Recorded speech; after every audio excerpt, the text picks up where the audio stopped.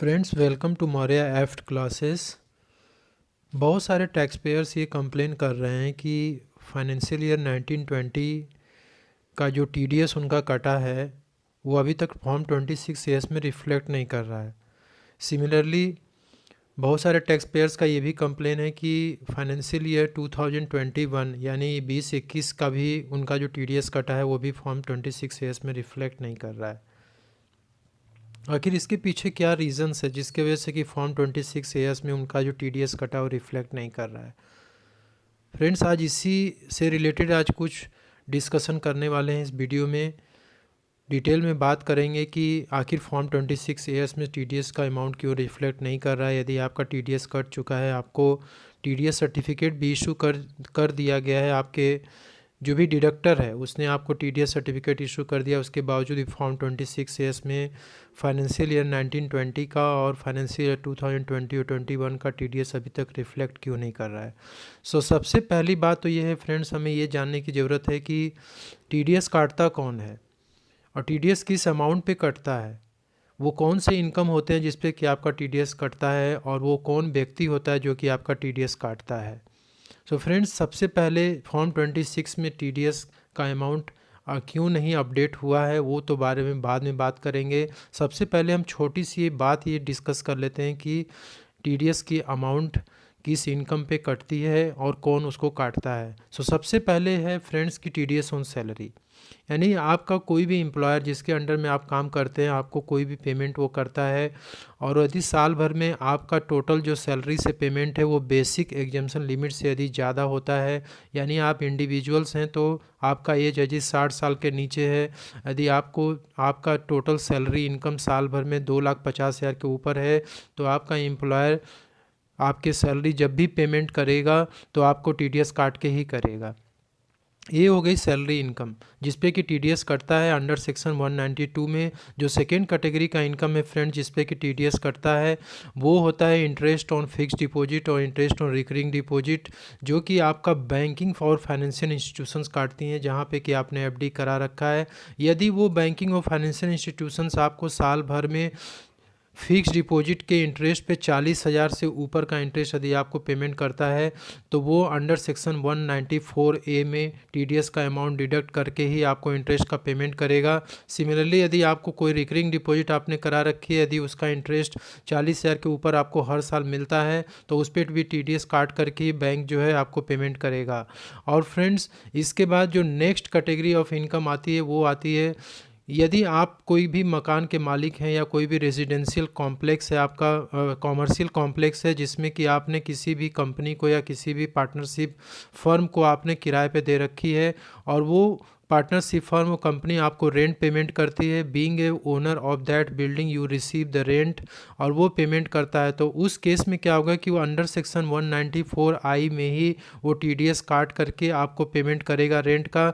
लेकिन यहाँ पे एक कंडीशन ये है फ्रेंड्स कि यदि टोटल इनकम साल भर में 2,40,000 के ऊपर यदि जाता है तभी वो टीडीएस काट करके आपको पेमेंट करेगा। यदि 2,40,000 के नीचे यदि रेंट का यदि अमाउंट है तो टीडीएस की कोई ज़रूरत नहीं है। तो ये हो गया कि रेंट पे जो भी रेंट पेमेंट होता है उस पे टीडीएस जो है आपको काट करके मिलता है, आपका टेनेंट आपको काट करके देता है और आप मकान मालिक हैं तो आप रेंट रिसीव करते हैं नेट ऑफ टीडीएस।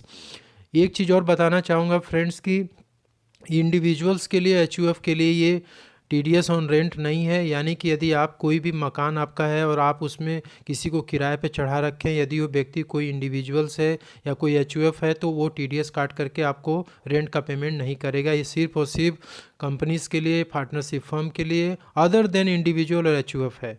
तो ये हो गया थर्ड कैटेगरी का इनकम। फोर्थ कैटेगरी का इनकम ये है फ्रेंड्स की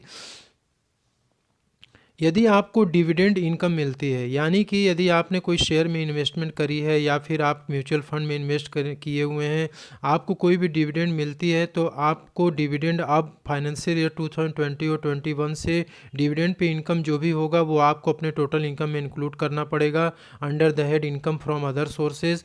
और वो जो है आपके जो अप्लीकेबल रेट ऑफ टैक्स है, नॉर्मल रेट ऑफ टैक्स, उस पर आपका टीडीएस कटेगा। आपको टैक्स पेमेंट करना होगा। इन केस यदि आपका dividend income total dividend income यदि साल भर में 5,000 के ऊपर यदि क्रॉस करता है तो आपका जो भी कंपनी जो आपको डिविडेंड पे कर रही है वो आप टीडीएस डिडक्ट करके ही आपको डिविडेंड का अमाउंट पेमेंट करेगी, और आप उस टीडीएस को अपने ग्रॉस अमाउंट टीडीएस का आप अपने टोटल इनकम में इंक्लूड करेंगे, और जो नॉर्मल रेट ऑफ टैक्स है उसके बेसिस पे कैलकुलेट करके अपने टीडीएस के अमाउंट को एडजस्ट कराएंगे। और ये जो डिडक्शन होगा फ्रेंड डिविडेंड पे जो टीडीएस कटता है वो अंडर सेक्शन 194 में कटता है, और जो आपका जो रेंट पे जो है वो अंडर सेक्शन 194I में कटता है। तो ये तो बात हो गई कि टीडीएस जो है कौन से अमाउंट पे कटता है और कौन काटता है। अब जो काटता है फ्रेंड्स उसकी रिस्पॉन्सिबिलिटी क्या है, यानी कि बैंकिंग या फाइनेंशियल इंस्टीट्यूशन काटती है, हमने देखा कि एम्प्लॉयर काटता है यदि आप सैलरी एम्प्लॉई हैं, हमने देखा कि यदि आप कोई भी मकान के मालिक हैं और यदि आपने किराए पे चढ़ा रखी है तो आपका टेनेंट इंटरेस्ट काटता है। इसके बाद हमने ये देखा कि यदि आप किसी कंपनी का शेयर ले रखे हैं या फिर म्यूचुअल फंड में आपका यूनिट्स अलॉटेड है तो उस केस में भी यदि कोई भी डिविडेंड आपको पेमेंट होता है तो उस पे जो है कंपनी टीडीएस काट करके ही आपको पेमेंट करेगी।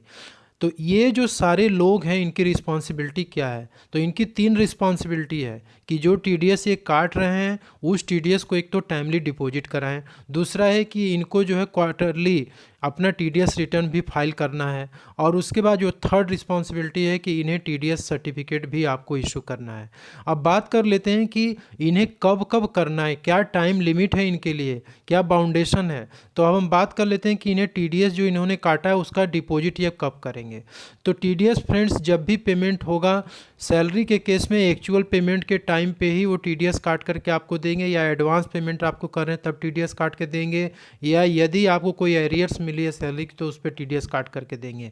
अक्रूवल बेसिस पे टीडीएस नहीं कटता है सैलरी में, इस चीज़ को आप क्लियर हो लीजिए। सो फ्रेंड्स जब भी वो टीडीएस काटेंगे मार्च महीने के छोड़ करके, यानी फाइनेंशियल ईयर का एंड जो होता है वो मार्च महीना होता है, मार्च महीने को छोड़ करके बाकी सारे महीने का जो टीडीएस का अमाउंट डिपॉजिट करने की जो लास्ट डेट होती है वो फ्रेंड्स अगले महीने के 7 तारीख के अंदर इनको टीडीएस का पेमेंट कर देना है। मार्च महीने का जो पेमेंट है वो मार्च महीने का पेमेंट नेक्स्ट मंथ के 31 तारीख के अंदर इनको कर देना है। तो ये हो गया कि इनका जो due date of payment of TDS है वो है अगले महीने के 7 तारीख के अंदर, और यदि फाइनेंशियल ईयर के एंड का यदि महीना है तो उसका जो इनका जो भी टीडीएस काटेंगे ये अगले महीने के 31 तारीख तक पेमेंट कर देंगे। अब आता है कि टीडीएस रिटर्न ये कब फाइल करेंगे। तो टीडीएस रिटर्न क्वार्टरली फाइल होता है, यदि अप्रैल मई जून का क्वार्टर है तो उसका जो ड्यू डेट है नेक्स्ट मंथ यानी जुलाई के 31 जुलाई तक इनको अपना टीडीएस रिटर्न फाइल कर देना है। वैसे ही जो सेकेंड क्वार्टर है जुलाई अगस्त सितंबर का, उसका जो लास्ट डेट है ड्यू डेट है पेमेंट रिटर्न फाइल करने का वो है 31 अक्टूबर, अक्टूबर नवंबर दिसंबर का 31 जनवरी, जनवरी फरवरी मार्च का 30 अप्रैल। तो ये हो गया कि इनको जो ड्यू डेट है टीडीएस रिटर्न फाइल करने का, इस ड्यू डेट के अंदर इन्हें अपनी टीडीएस रिटर्न फाइल कर देनी है। और उसके बाद जो थर्ड पार्ट है फ्रेंड्स कि इन्हें टीडीएस सर्टिफिकेट कब इशू करना है। तो जिस भी क्वार्टर का टीडीएस रिटर्न की जो फाइलिंग डेट होती है उसके उस महीने के अंत होने के बाद 15 दिन के अंदर इन्हें टीडीएस सर्टिफिकेट अपने जो भी जिस व्यक्ति का भी इन्होंने टीडीएस काटा उसे टीडीएस सर्टिफिकेट इशू कर देंगे। एग्जाम्पल के तौर पे जैसे कि आप क्वार्टर 1 ले लीजिए, अप्रैल मई जून का क्वार्टर ले लीजिए, तो इसका जो रिटर्न फाइलिंग का ड्यू डेट कब है 31 जुलाई है। तो टीडीएस सर्टिफिकेट कब इशू करेंगे ये 15 अगस्त के अंदर इनको टीडीएस सर्टिफिकेट इशू कर देना है। तो इस तरीके से इन्हें टीडीएस सर्टिफिकेट इशू करना है। अब ये हो गया कि कौन काटा, किस अमाउंट पे काटा, उसकी रिस्पॉन्सिबिलिटी क्या है। अब बात कर लेते हैं कि 26 AS में टीडीएस का अमाउंट रिफ्लेक्ट क्यों नहीं कर रहा है।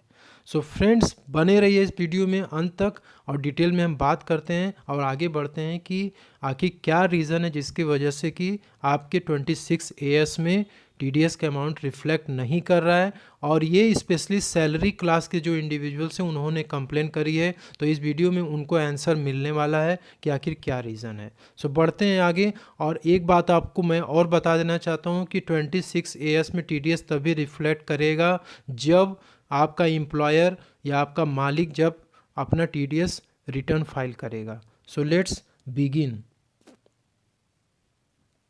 जैसे आप पहले पॉइंट में देख रहे हैं फ्रेंड्स कि बहुत सारे टैक्स पेयर्स ने क्वार्टर 1 और क्वार्टर 2 फाइनेंशियल ईयर 21 के क्वार्टर 1 और क्वार्टर 2 के लिए बहुत सारे सैलरी क्लास के पर्सन ने ये कंप्लेन करी है कि टीडीएस तो डिडक्ट हो चुका है लेकिन अभी तक आया नहीं है। आप यहाँ पे देखिए टीडीएस डिडक्ट हो चुका है, लेकिन अभी तक ये जो है इनके 26 ईयर्स में रिफ्लेक्ट नहीं कर रहा है। ठीक है। सेकेंड जो पॉइंट है वो ये है कि जो टैक्स पेयर्स अपना फाइनेंशियल ईयर 1920 का भी रिटर्न भर रहे थे, उन्होंने भी जब चेक करा अपना 26 ईयर्स, तो उसमें उन्होंने ये पाया कि क्वार्टर 1 और क्वार्टर 2 फाइनेंशियल 2020 और 21 का क्वार्टर 1 और क्वार्टर 2 का जो टीडीएस है अमाउंट रिफ्लेक्ट नहीं कर रहा है। यानी दोनों कैटेगरी के टैक्स पेयर्स यहाँ पे कंप्लेन कर रहे हैं। अब हम आगे बढ़ते हैं। It is to be noted that the central board bureau of direct taxes, यहाँ ब्यूरो नहीं है friends, central board of direct taxes है, extend the deadline for submitting the TDS report for April May June quarter and July August September quarter 2 from 31st July 2020 and October 30 2020 to March 31st 2021। ये reason है, यही reason है कि आपके 26 years में आपका TDS amount reflect नहीं कर रहा है। यही रीज़न है फ्रेंड्स, क्योंकि आप यहाँ पे देख रहे हैं कि जो आपका क्वार्टर 1 का जो due date of filing of TDS return का डेट था वो 31 जुलाई था। क्वार्टर 2 का जो due date of filing of TDS return का जो डेट था वो 31 अक्टूबर था, लेकिन उसको बढ़ा करके 31 मार्च 2021 कर दिया गया है। इसीलिए जब आप रिटर्न फाइल कर रहे हैं तो आपको 26 ईयर्स में वो टीडीएस का अमाउंट रिफ्लेक्ट नहीं कर रहा है, क्योंकि जब तक ये अपना क्वार्टरली रिटर्न टीडीएस का रिटर्न जब तक आपका एम्प्लॉयर फाइल नहीं करेगा तब तक 26 ईयर्स में आपका टीडीएस दिखेगा ही नहीं। तो इसलिए आपको वेट करना पड़ेगा मार्च 2021 तक। इसके बाद जब नेक्स्ट असेसमेंट ईयर में यानी कि फाइनेंशियल ईयर 20-21 का जब आप अगले असेसमेंट ईयर 21-22 में जब रिटर्न भरेंगे तो उसमें आपको टीडीएस रिफ्लेक्ट करने लगेगा। नेक्स्ट आगे बढ़ते हैं फ्रेंड्स। सैलरी एम्प्लॉय के बारे में लिखा हुआ है कि employer deduct TDS of salary individual and submit it to the tax department within the due date. जैसे हमने कुछ देर पहले बताया कि जो भी आपका एम्प्लॉयर है वो टीडीएस डिडक्ट करेगा सैलरी पे, और वो टैक्स डिपार्टमेंट को हर महीने जो है 7 तारीख के अंदर वो आप टैक्स डिपॉजिट कराएगा। लेकिन जो रिटर्न फाइलिंग की डेट है फ्रेंड्स वो क्वार्टरली बेसिस पे करेगा, और क्वार्टर एंड के अगले महीने के 31 तारीख तक उसके अपना रिटर्न फाइल कर देनी है। इसके बाद एक बहुत ही इंपॉर्टेंट बात यह है कि जो लोग टीडीएस अपना काट रहे हैं, अपने एम्प्लॉय को पेमेंट कर रहे हैं, या फिर जो टेनेंट हैं जो कि टीडीएस काट रहे हैं अपने ओनर को पेमेंट कर रहे हैं, तो उनके लिए एक ज़रूरी पॉइंट ये है कि जो क्वार्टरली रिटर्न टीडीएस रिटर्न की डेट है वही एक्सटेंड की गई है। जो आपको मंथली पेमेंट करना है उसका डेट जो है एक्सटेंड नहीं किया गया है, इसलिए आपको ये चीज़ ध्यान देना पड़ेगा। यहाँ पे आप देख सकते हैं कि it is to be noted that only the TDS report filing date has been extended and a penalty will be levied on the employers if they fail to submit the TDS deducted or return on time। ठीक है। सो इसलिए employers को ये misconception नहीं होना चाहिए कि यदि वो क्वार्टरली रिटर्न फाइलिंग की डेट एक्सटेंड हो गई है तो पेमेंट भी हम उसी के अकॉर्डिंग करेंगे, ऐसा नहीं है। पेमेंट की डेट एक्सटेंड नहीं की गई, यदि आप पेमेंट में डिले करते हैं तो उस केस में आपको पेनल्टी लगेगी। इसलिए आप अपना जो भी टीडीएस काट रहे हैं उसकी पेमेंट गवर्नमेंट के अकाउंट में टाइमली आप करते रहिए, लेकिन टीडीएस की जो क्वार्टरली रिटर्न फाइलिंग की डेट एक्सटेंड की गई है आप उस डेट के अंदर अपना रिटर्न फाइल कर दीजिए, ताकि 26 ईयर्स में टीडीएस रिफ्लेक्ट करे और जो भी डिडक्टी है वो उसका लाभ ले सके। सो फ्रेंड्स, ये छोटी सी इन्फॉर्मेशन जो मैं आपके साथ शेयर करना चाहता था। वीडियो अच्छा लगे तो लाइक शेयर ज़रूर करें।